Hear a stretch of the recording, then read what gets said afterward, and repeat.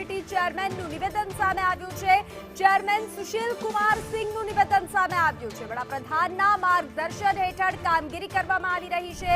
2 જહાજ વાડીનાર પોર્ટ પર આવવાના છે। નાના જહાજમાં સ્થળાંતર કરવામાં આવશે। પોર્ટ ઓપરેશનમાં સહયોગ આપવામાં આવશે તો નિયમિત પ્રક્રિયા મુજબ કામગીરી કરવામાં આવશે। આ કામગીરીને પ્રાથમિકતા અપાઈ રહી છે। વિવિધ એજન્સીઓ સાથે સંકલન કરવામાં આવ્યું છે।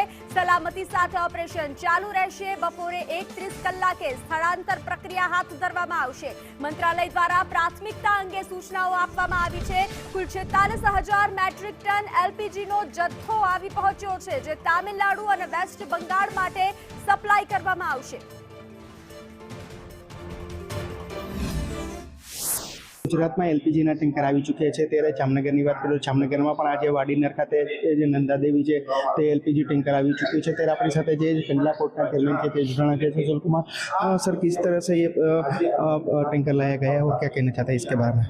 ये टैंकर जो है ये सुबह 2:30 पे वाड़ीनार में आया है और इसमें 46,500 मेट्रिक टन ऑफ एलपीजी है। ये यहाँ पे आया है शिप टू शिप ट्रांसफर के लिए।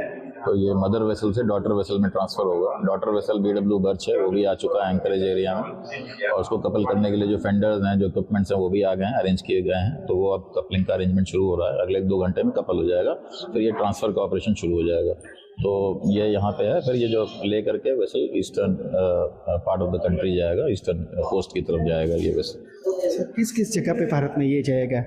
ये एक एनोर है और एक हल्दिया, जो हम लोगों के पास इंडियन ऑयल ने जो कम्युनिकेशन दिया है उसमें करीब आधी क्वांटिटी एनोर में, आधी क्वांटिटी हल्दिया में, तो वेस्ट बंगाल एंड तमिलनाडु में। તો આ જે કંડલા પોર્ટના ચેરમેન તેના દ્વારા જણાવવામાં આવ્યું કે કઈ રીતે તે આ જહાજ વાડીને પહોંચ્યું હતું ને કઈ રીતે આને ડિસ્ટ્રીબ્યુટ કરવામાં આવશે। તો હાલ તો આ જે 2 જહાજ ગુજરાતમાં આવવાથી અને ખાસ કરીને જે ભારતમાં આવવાથી ગેસની અછત છે દૂર થશે અને ભારતના જે લોકો છે તેને આંશિક જે ગેસની જે અછત છે તેનાથી રાહત મળશે।